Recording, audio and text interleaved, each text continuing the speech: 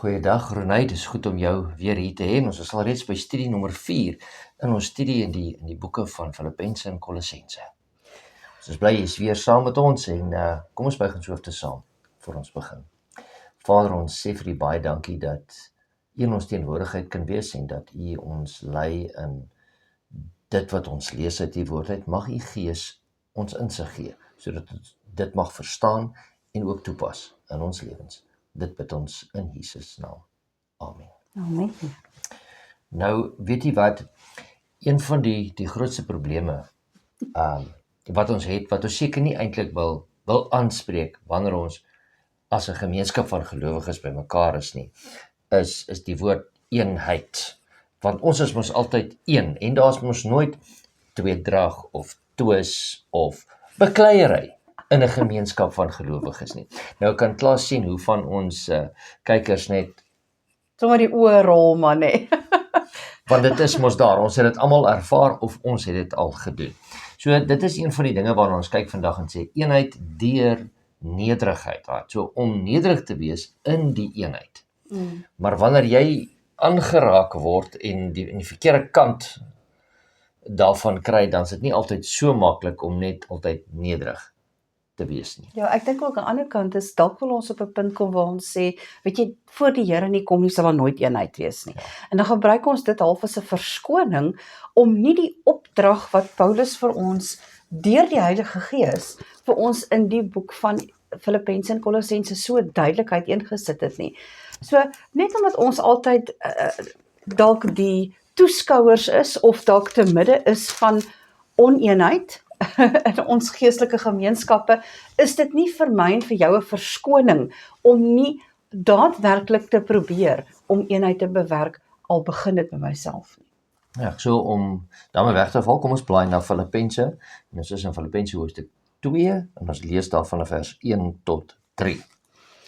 As daar dan enige troos in Christus is, as daar enige vertroosting van die liefde, as daar enige gemeenskap van die Gees, as daar enige innige tederheid en ontferming is, maak dan my blydskap volkome deur eensgesind te wees en dieselfde liefde te hê, een van siel, een van sin.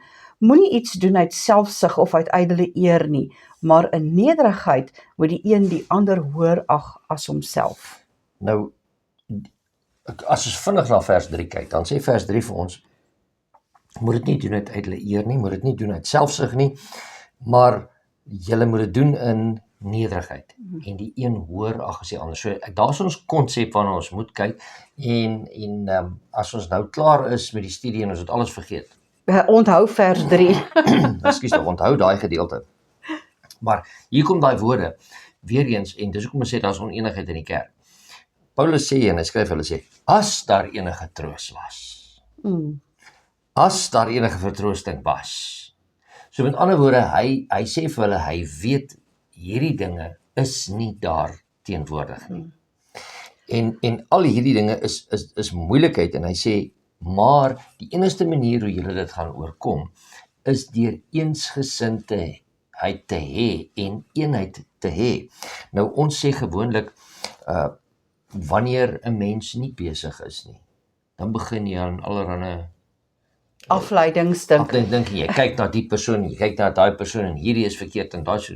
Maar sodra ons almal besig is en binne in die kerk, as ons besig is met die werk van die Here om ander daarvan te vertel, dan het ons nooit tyd om eintlik te kyk na wat die oneenigheid is nie en dan behoort daar altyd minder oneenigheid te wees. Vir my is daar 'n pragtige antwoord in vers 2 waar hy sê wees een van siel en een van sin. Wat Paulus basies hier meer vir ons probeer verduidelik is wat is die roeping van die kerk? As ons tog wil eerlik wees, 99% van alle onmin wat daar plaasvind binne in 'n geestelike gemeenskap het gewoonlik weinig te doen met die redding van siele. Dis gewoonlik netelige saakies oor algemene daaglikse goed, kleur van die matte wat gekies moet word of die geld wat moet uitgegee word vir een of ander boukonstruksie of dis gewoonlik goed wat met sielewenning weinig te doen het. En die oomblik wanneer ons wat Paulus vir ons hier sê, die oomblik wanneer ons begin fokus op die redding van siele en dit ons passie word, dan word ons een van siel en een van sin, want dan het ons weer die roeping wat Jesus Christus vir ons gegee het, weer in herkentenis gebring en dit bring dan vir ons fokus. Okay. En dan bring dit ons 'n eenheid, want dit is die doel waarvoor ons hier is. Dis reg, Gaan dan heen, maak disippels van alle nasies, né? dis reg. Matteus hoofstuk 28. So dit is waarna ons moet kyk. So en hy sê net daar so hier's verskriklike dinge wat in hierdie gemeente aangaan hoor. Ydelle eer. Hulle kyk af op ander. Hulle is afgunstig. Ja. En daai afgunstigheid is nie net 'n afgunstig omdat die ander een dalk meer het as ek het, of die ander een dalk beter kan preek of een of ander bediening beter kan doen nie. Daai is 'n afguns met arrogansie. So met ander woorde, daai arrogansie van man, ek is beter as jy en daarom moet die mense my plan volg. Ja. Dit is die dinge waarmee Paulus hier werk. En hy sê vir hulle nee. Klim af van daai troontjie van jou af en word nederig en sien die ander persoon hoër as jouself. Met ander woorde, stel hom altyd eerste. Nou as ek die ander persoon eerste stel en die ander persoon stel my eerste, dan sal daar 'n goeie samesyn wees. Ek stem saam daarmee. So dis een van daardie dinge. So kom ons kyk, as ons nou kyk daar verder, vat vers 3, Filippense 2. Ja, ons het vers 3 het ons nou gelees, Yes. dan kom ons kyk na vers 4. Julle moet nie elkeen na sy eie belang omsien nie, maar elkeen ook na die ander sin. Is dit nie 'n beginpunt nie? Ek dink vir my is dit in eerste plek ontsaglik hartseer dat die Here vir jou en vir my moet herinner daaraan dat nederigheid op hierdie oomblik nie in ons midde is nie. Dit is eintlik skandalig dat die Here soms vir Renay moet aanspreek en sê, luister Renay, nederigheid is nie op hierdie stadium deel van jou persoonlikheid nie en deel van jou karakter nie. Dis tyd dat jy begin besef dat jy ook net 'n siel is wat gered moet word soos al die ander. En ek dink dis amper die beginpunt. En dan kom Paulus in vers 4 en hy sê, julle moenie net na julle eie belange omsien nie, maar elkeen ook na die ander sin. So hier's vir ons 'n wegtrekpunt. As jy nie weet hoe om hierdie nederigheid in die eerste plek weer terug te bring in jou karakter in nie, hoe moet ek begin? Hier gee Paulus vir ons die antwoord. Gaan kyk wat het ander nodig, waarmee kan ek vir hulle tot diens wees, waarmee kan ek vir hulle help, in plek daarvan om net te fokus op wat die kerk vir my kan doen, Ja, en wat ek myself toeëien. Ja, en wat ek daar kan uitkry. Ek is in die gemeenskap van die gelowiges, want ek moet iets daar uitkry. Ek moet geestelik gevoed word. En hier is waar hy sê, nee, stel die belange van die ander eerste. En dit is baie moontlik, toe jy nou gepraat het, dink ek daaraan van, as ons nou kyk na nederigheid en ander mense se belange eerste stel, kom ons gaan kyk weer na ons regte voorbeeld, wat Jesus Christus is. Hy het aarde toe gekom, hy het mens geword, hy het die menslike vorm aangeneem vir 'n ewigheid. So ons is laer as mense, die Bybel sê vir ons, as weinig laer as die engele, maar ons is laer. Maar Christus het een van ons geword, na hierdie aarde toe gekom.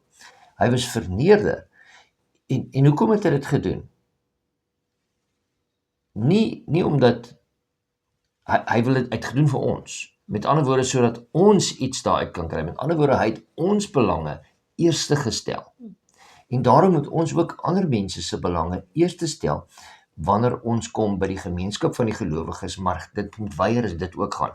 Nie net in die gemeenskap van die gelowiges nie, maar ook in ons algemene samelewing.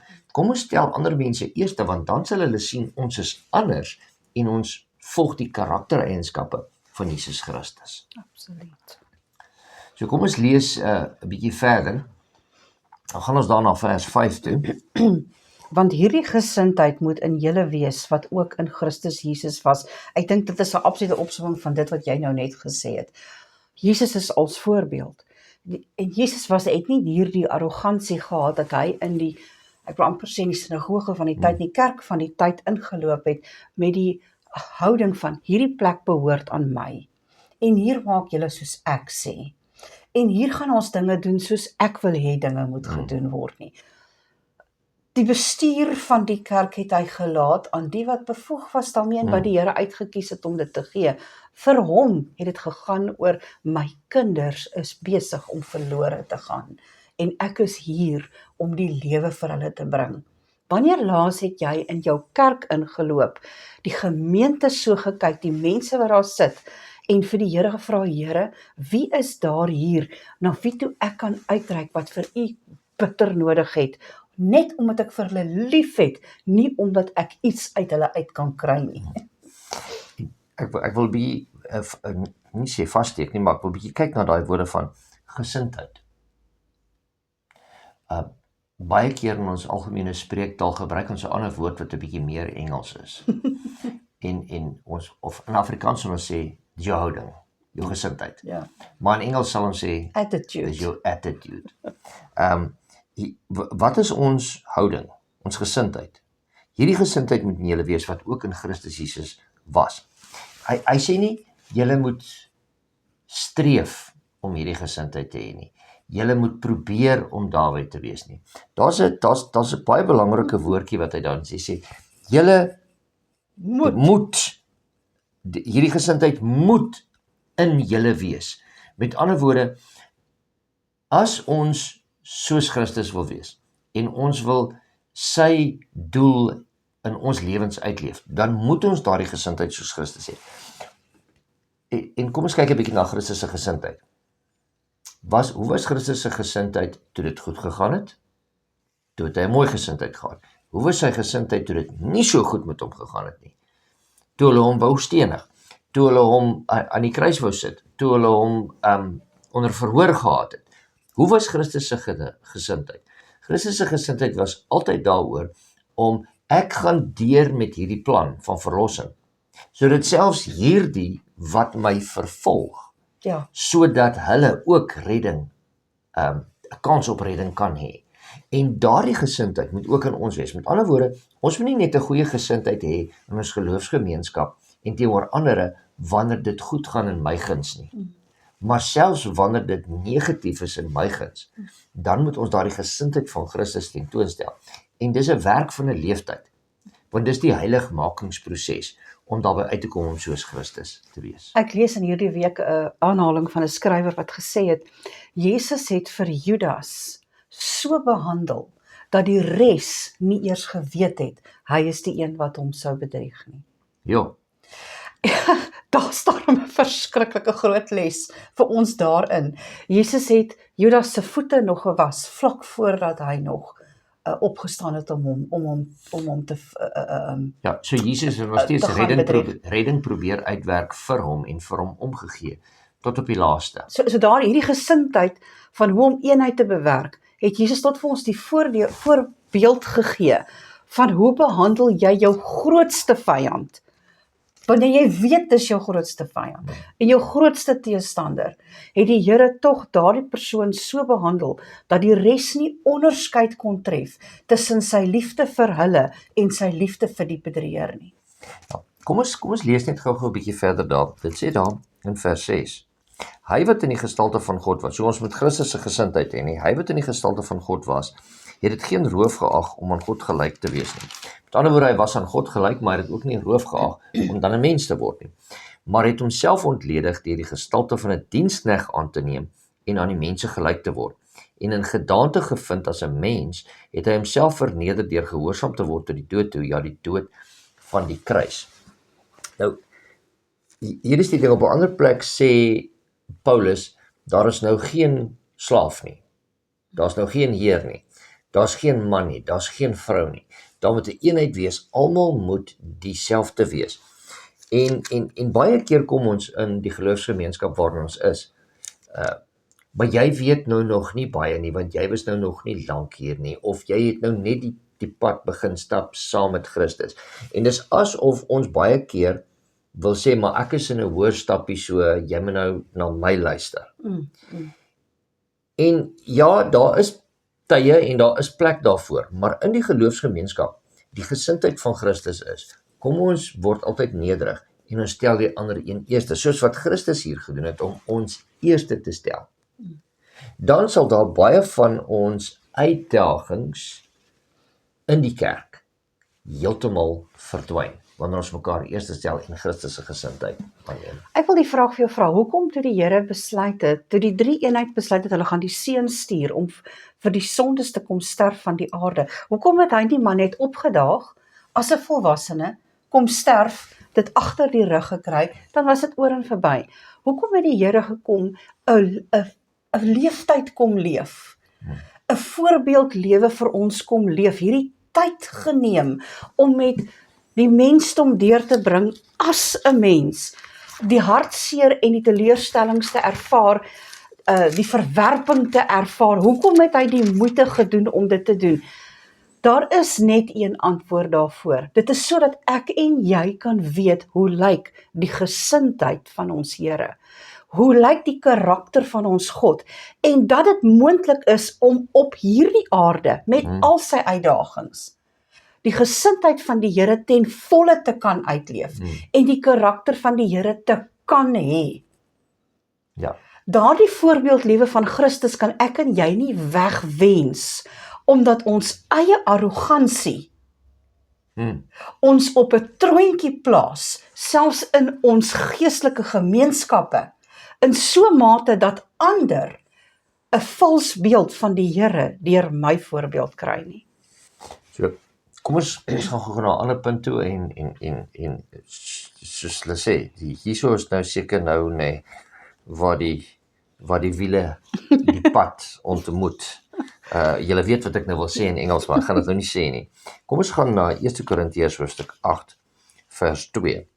En dit lees as volgende, sê: As iemand, hier is baie mooi woorde, want ons het net gelees van as julle dit gehad het. Ja. So jy sê, as iemand meen dat hy enige kennis het, weet hy nog niks soos 'n mens behoort te weet nie. Al dink jy het al die kennis, al dink jy weet presies hoe om die woord van God uit te lê vir ander. Al dink jy weet meer as iemand anders, dan Al dink jy het jare meer so ondervinding, al het jy nou al of 'n baie hoër akademiese graad, of dan het jy nou al 'n wat is die ander verskonings wat ons gebruik gewoonlik? of 'n PhD in teologie, dan sê hy hier, as iemand meen dat hy enige kennis het, weet hy nog niks soos 'n mens behoort te weet nie. Met ander woorde, en dit is een van die dinge wat ons dalk in ons alledaagse lewe, en veral wanneer ons by die Christelike leefwyse en om soos Christus te doen, wat ons moet besef dat ons weet nog nie, al weet ons baie, Ons weet eintlik weet maar ons niks. nog niks. Want iemand het eendag gesê, hoe meer jy leer en hoe meer jy weet, hoe meer kom jy agter hoe min jy weet. Dit is regtig so. En die oomblik as ons daarby uitkom dat ons kan besef ek is nooit volleerd nie, maak nie saak in watter vlak van die lewe dit is nie, dat iemand anders ons dalk altyd 'n bietjie kan reghelp. En dat ons nie, kan ek sê, op ons perdjie gaan spring omdat ons reg gehelp word nie. Dan sal dit soveel beter gaan in die geloofsgemeenskap. En dan sal ons vir mekaar vra vir leiding en mekaar ondersteun, sodat daar nie 'n onenigheid kan wees nie, maar dat daar eenheid kan wees onder die geloofsgemeenskap. So wat jy eintlik vir ons vra is jy nog leerbaar? Ja. Jy weet, soms is dit nie wat ons nie moet leer nie, soms is dit wat ons moet afleer en herleer. Dis maklik om dinge by te leer, Dis maar maklik om iets niets gewoontes by te af te leer. leer is 'n heeltemal ander storie. Dit is absoluut 'n feit. So op my ouderdom, ek is 54 jaar oud, het ek nou al sekere goed in my karakter in vasgelê, want ek doen dit nou al vir 54 jaar. Dis baie moeilik om dalk hierdie nederigheid te moet aanleer, omdat ek my arrogansie eers moet afleer, sodat ek geherleer kan word hoe om die karakter van Christus te hê. So soms is dit nie dalk 'n gebed versoek dat ons moet sê, Here, leer my wat U wil hê ek moet volg nie. Jy moet dalk, soos ek, op 'n plek kom waar ek bid en sê, Here, wat moet ek afleer toon my wat is in my karakter wat ek moet afleer en help my daardeur asseblief en vorm my dan in u beeld. En dis 'n gevaarlike wet om te bid, want dit gaan nie 'n aangename proses Nee, wees. want die Here gaan met jou werk en hy gaan jou deur 'n proses vas. So kom ons kyk in Hebreërs hoofstuk 2, wat het Christus vir ons gedoen? Hebreërs hoofstuk 2 vanaf vers 14 tot 18. Ek sal eers 'n paar verse lees en dit sê: aangesien die kinders dan vlees en bloed deelagtig is, het hy dit ook op dieselfde manier deelagtig geword. Met ander woorde, hier sê hy, Christus het mens geword, sodat hy deur die dood hom tot niet kon maak wat mag oor die dood het. Dit is die duiwel. Okay. En almal kon bevry wat hulle hele lewe lank uit vrees vir die dood aan slawerny onderworpe was. Met ander woorde, hier sê hy, om ons te bevry, het hy gekom. Om die En hy- duiwel te oorwin. En die enigste manier hoe hy dit kon doen was deur te sterf, om die duiwel te oorwin, om die dood te oorwin. Dan gaan hy aan en sê dan, want waarlik, hy bekommer hom nie oor die engele nie, maar oor die geslag van Abraham bekommer hy hom.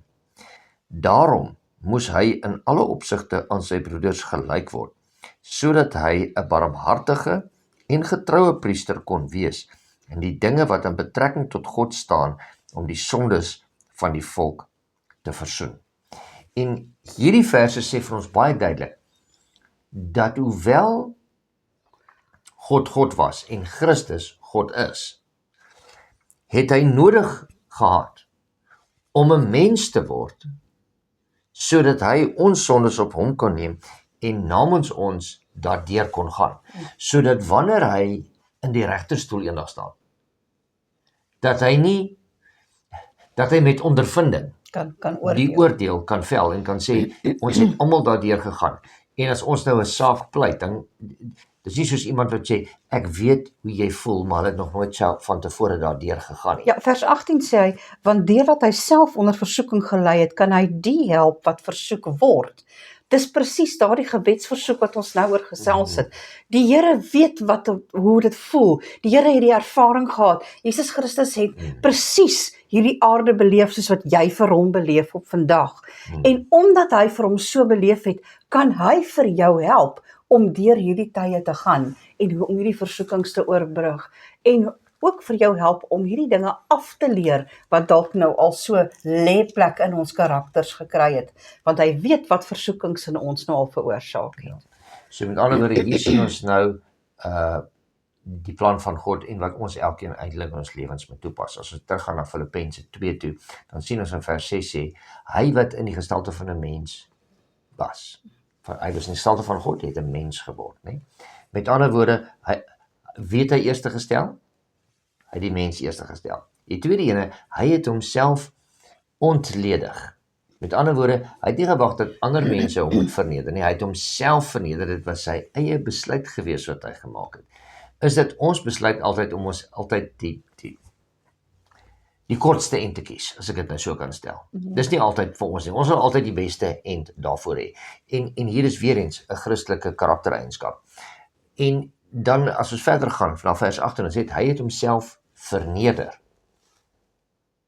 Wanneer laas het jy met die doel om jouself tweede te plaas, jou tweede geplaas, as ek dit nou maar in daai sin kan sê, want dit gaan 'n bietjie makliker af deur te sê, jy het jouself verneder. Kan ek net inspring daar? Daar's net een rede hoekom die Here dit gedoen het. Omdat hy die siele op hierdie aarde wou red. Daar's net een rede hoekom jy jouself tweede plaas. Dis wanneer jy 'n passie het vir die kinders wat vir God na aan sy hart lê. Ja. So, as jy die passie het vir die Here, sal jy verstaan wat dit is om nederig te wees. Sal jy verstaan dat dit is okay om tweede te kom. Sal jy verstaan dat dit al die Engelse hoor nou vandag jy okay en die alrights gebruik vandag, maar dit sal vir jou aanvaarbaar wees om tweede viool te speel. Solank iemand se siel gered kan word. As jy daardie uitkyk het, verstaan jy die liefde waarmee die Here na hierdie aarde toe gekom het. En dan sal ons sy gesindheid hê. Absoluut. So kom ons gaan werk daarin, nie net in hierdie week wat voorlê nie, maar kom ons gaan werk daarin in hierdie jaar wat na vore lê. Ons is nog eintlik nog in 'n splinternuwe jaar. So kom ons werk daaraan om Christus se karakter uit te leef, sy gesindheid uit te leef, en dan behoort ons verhoudinge met ons medemense en in die kerk en in die gemeenskap elke dag beter te word. Renay, baie dankie dat jy vandag saam met ons was. Sal jy vir ons afsluit met 'n gebed? Kom ons bid saam. Liefdevolle Here, baie dankie vir die ongelooflike voorreg om hierdie pragtige gedeeltes uit Filippense en Kolossense saam te kan studeer. Here, dit is soms hard om te besef dat nederigheid in my tekort skiet, dat ek myself so graag wil verhoog, dat ek soms uit die oog uit verloor, dat die rede hoekom ek aan 'n geloofsgemeenskap behoort, is omdat ek daar die passie vir die siele wat U voorkom sterf het, eerste moet stel, dat dit my passie moet word. En eers, Here, wanneer ons dit verstaan, dan sal nederigheid vanaf U troon ons deel word. Herinner ons, Here, dat ons hier is uit genade en dat ons daardie genade aan ander moet betoon. Ons bid dit in U naam. Amen. Amen.